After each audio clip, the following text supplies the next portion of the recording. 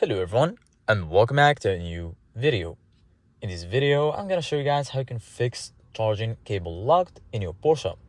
This solution will work for the Porsche Cayenne, Porsche Macan, Panamera, 911, 718, Boxster and the Porsche Cayman.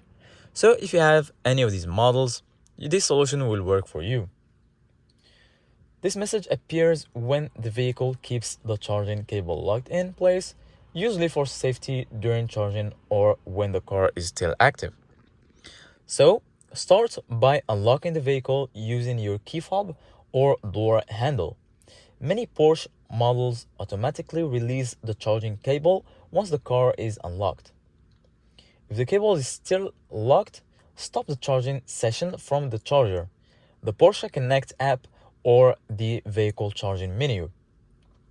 And then wait for about 10 to 20 seconds after stopping the charge.